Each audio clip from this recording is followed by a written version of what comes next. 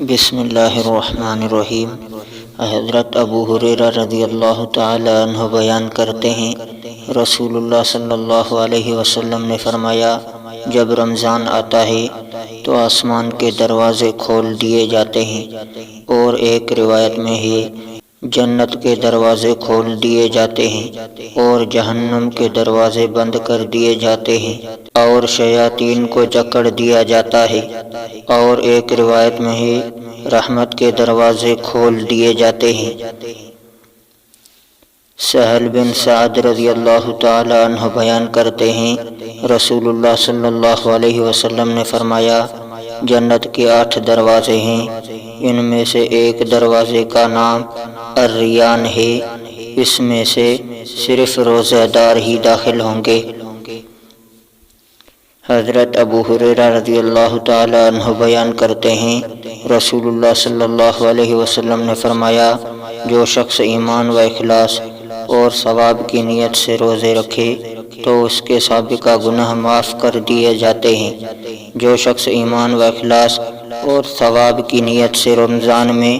قیام کرے، نماز تراویح کا اہتمام کرے تو اس کے سابقہ گناہ معاف کر دیے جاتے ہیں، اور جو شخص ایمان و اخلاص اور ثواب کی نیت سے شب قدر کا قیام کرے تو اس کے سابقہ گناہ بخش دیے جاتے ہیں۔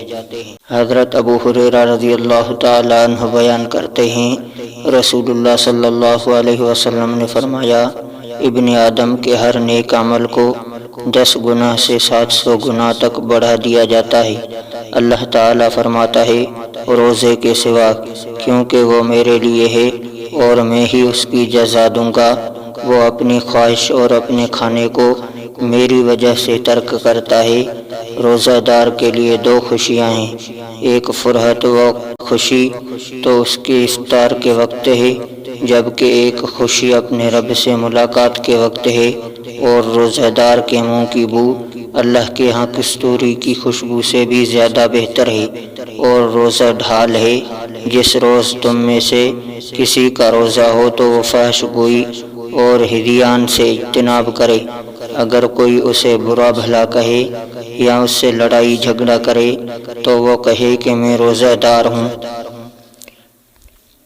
حضرت ابو ہریرہ رضی اللہ تعالی عنہ بیان کرتے ہیں، رسول اللہ صلی اللہ علیہ وسلم نے فرمایا، جب رمضان کی پہلی رات ہوتی ہے تو شیاطین اور سرکش جنوں کو جکڑ دیا جاتا ہے، جہنم کے تمام دروازے بند کر دیے جاتے ہیں، ان میں سے کوئی دروازہ نہیں کھولا جاتا،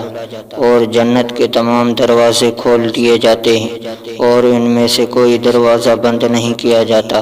اور منادی کرنے والا اعلان کرتا ہے، خیر و بھلائی کے طالب آگے بڑھ اور شر کے طالب رک جا،